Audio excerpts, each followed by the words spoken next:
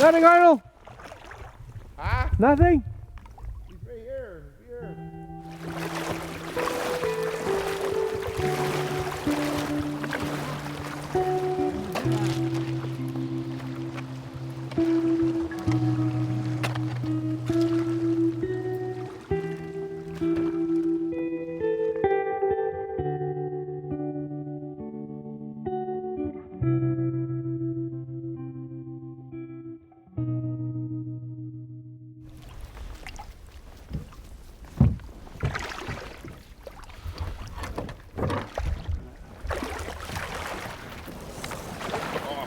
Hold him on top of the head.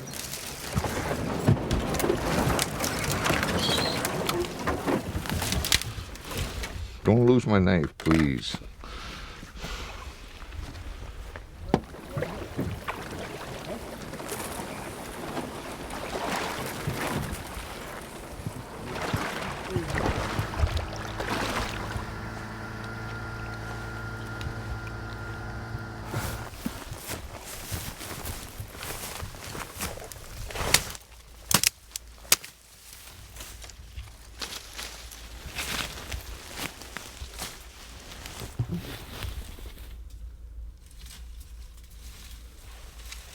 Yeah, let's find a way on how we can lift it, put his head up on top.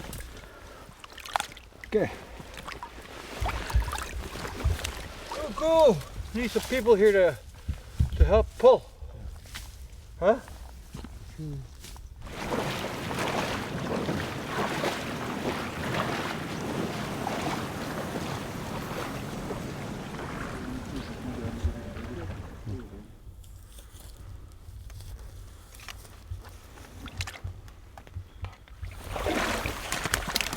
Well, Skinner, then we'll throw up there. It'll be easier. We're gonna gut him, then we're gonna pull him up, make it lighter. And after that, we'll skin out the rest of the moose and we'll quarter him up. And we'll haul him back by boat and take him back to camp.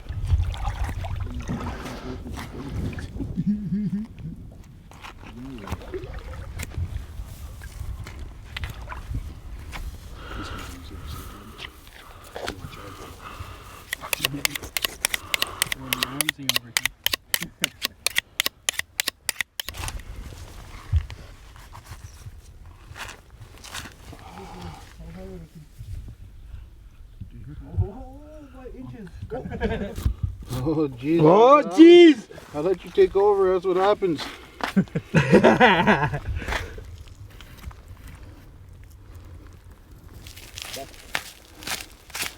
Fine.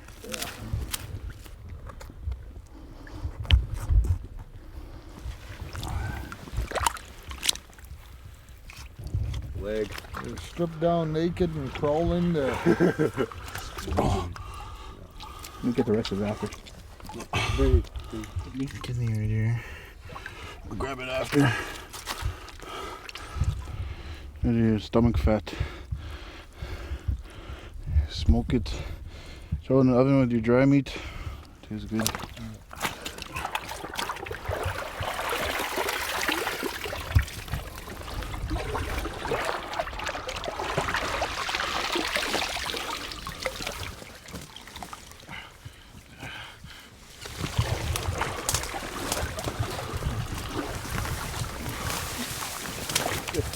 There you go.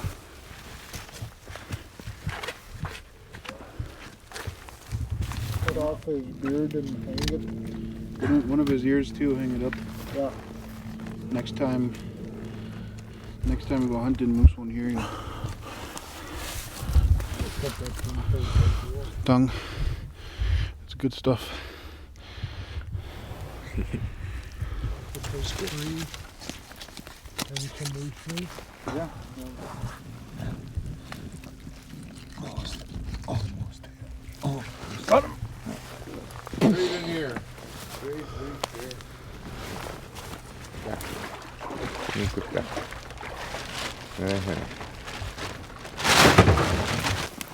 That's the way.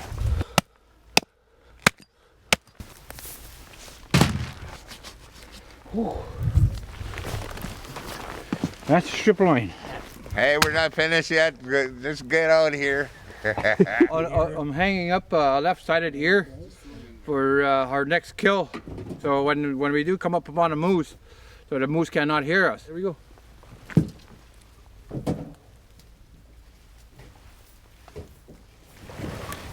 Get out of here.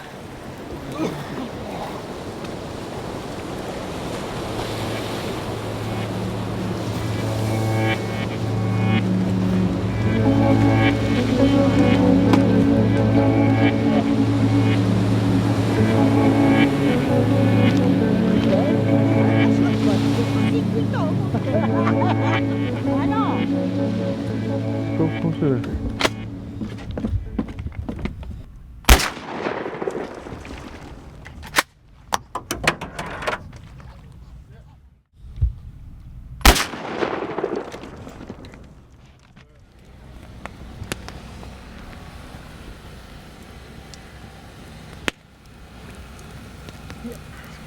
I'd like to thank everybody that for coming out, and Arnold and Felix, lucky buggers this morning, got a moose.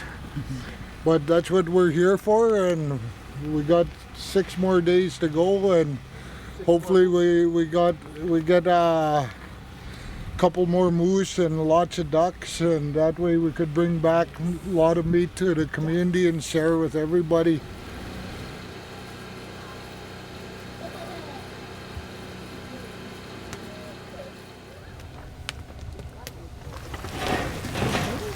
You seen a baby?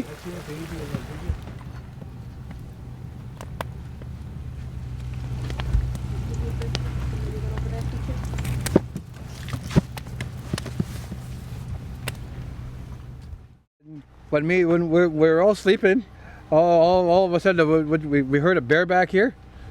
Then after that, me and Howard came out. I told Howie, he said, "Watch out for that bear!" And all of a sudden, I looking at him, that's all he could see in the corner there. This is back end. This is for the bear that's been bothering the people in camp.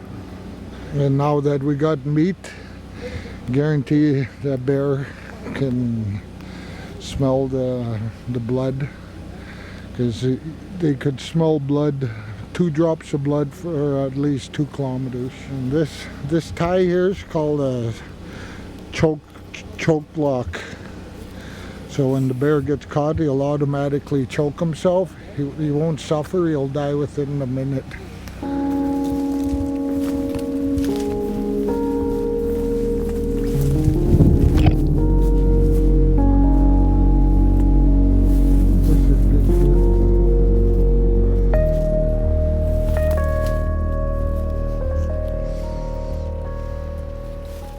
My dad taught me this,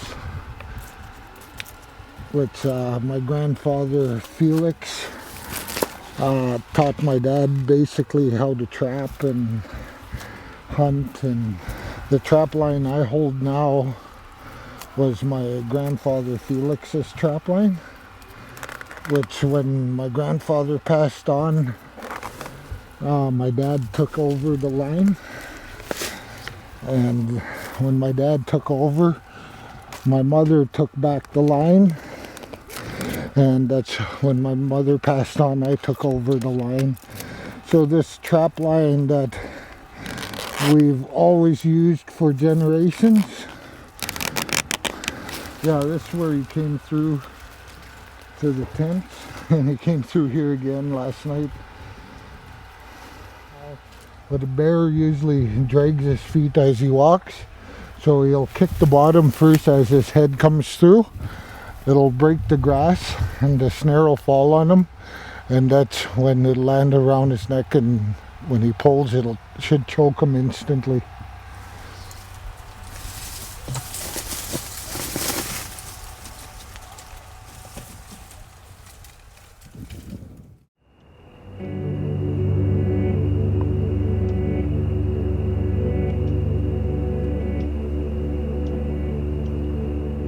In Grand Prairie, when we'd have our circles, we'd do a smudging and a prayer before we start the meeting. You know, they're cleansing that mind, body, and spirit. That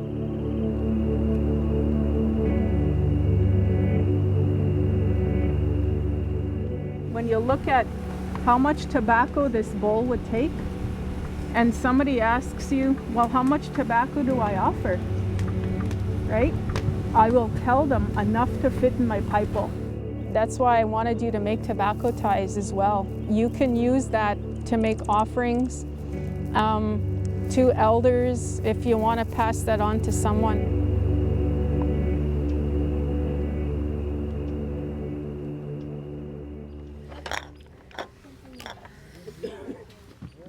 There's over 3,000 native edible species in the Western Boreal Forest, which is where we live. And I guarantee you I can find at least 20 medicines that are edible just walking around your camp.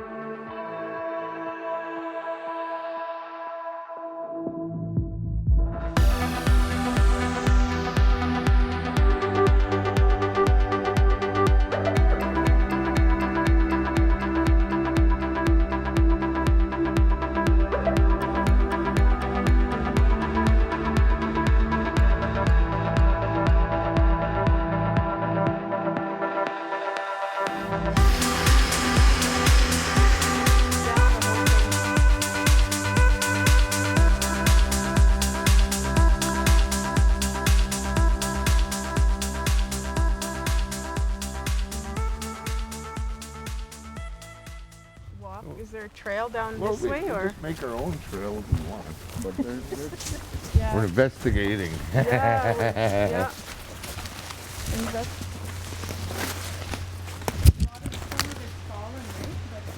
Size is in that one. Because even this piece right here, you can probably get 2 out of that straight one. Oh yeah, yeah, You see yeah, that? yeah. That's a nice one.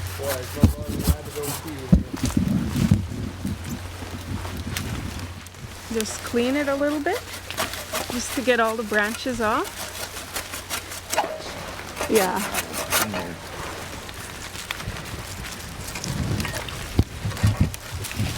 So where else you can spot where the diamonds are, but these ones don't have a lot of diamonds. So, and when you debark it, it looks just like this here, right?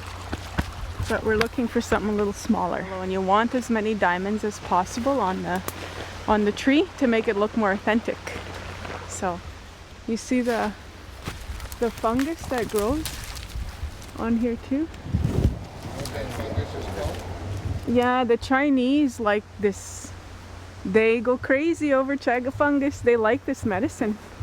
The spruce gum is really good to make the salve that I make, that I use poplar buds. Instead of using the buds, you have to melt this gum. Yeah. And it gives it a really nice odor. That's a keeper. That's a beautiful one. You see those nuts here? There's like 3 of them in one spot.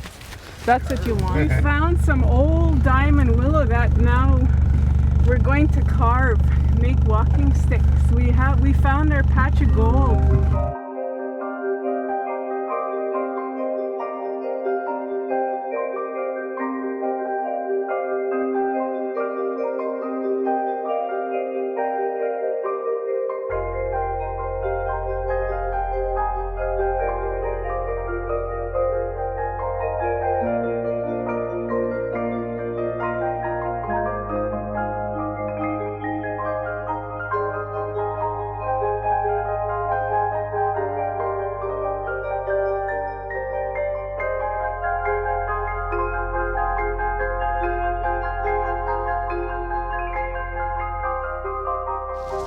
It's an old ancient practice. They used to do this on cliff walls.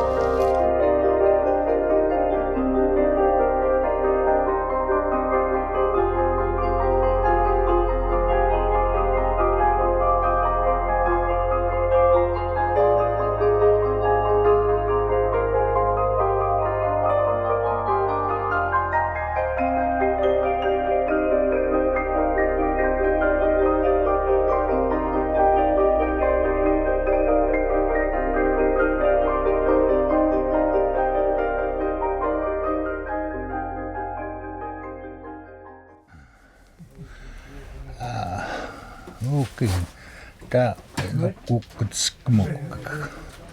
Anak na to sa spumukuk. And so again, the big one said, Cree, what are you doing here? And I'm like, okay, I'm going to get tuned up. I'm going to get beat up. I said, long ago, us Crees used to come here and we used to battle. And I said, we used to come steal your horses. Now I'm going to come steal your women. And I was just like, I was shut my eye. And all of a sudden, the big one just looked, oh, you're funny. And he grabbed me and he said, I like this guy. That was it.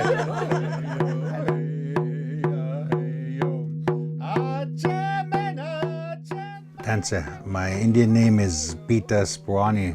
It's high flying eagle. 24 years I've been sun dancing. I'm following the way of the Red Road. I'm going to pass on the knowledge that I know. As a Sundance leader, these are things that I'm going to share. And getting the kids involved is so key because they're the next generation. They're going to bring our lessons forward. There's a higher power out there. There's something to these ceremonies. And our people had these ceremonies, a way of connection. The pipe has two energies. You have your female energy and your male energy, the stone and the stem. And so when you put them together, it represents family. So when you're offering your tobacco, offering your prints, you're kind of getting your helpers to help you move this thing, to let it go. And sometimes we need help to let that piece go. Because whatever we carry, it's like we can't get it out. It could be that old trauma, it could be that old thing, and we don't know how to let it go. So this is kind of a tar-based medicine, and it glows when you put it in the rocks. So this has come from the Aztecs, the Mayan culture. We could sit in a tent, and yes, it may seem boring to you, but these is how we teach. We don't write in a book, oral teachings. The things that I've learned, I had to sit for hours and hours, and that's why we had flat bums, because we were always sitting.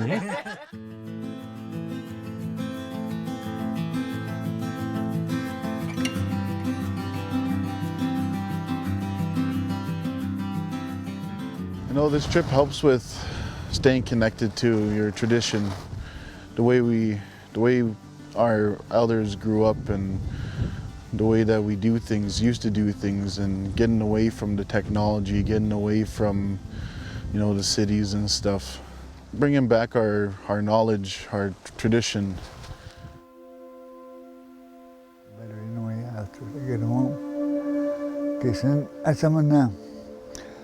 Kanas kamu tahu mah, anu tahu, mama sih, kesudah.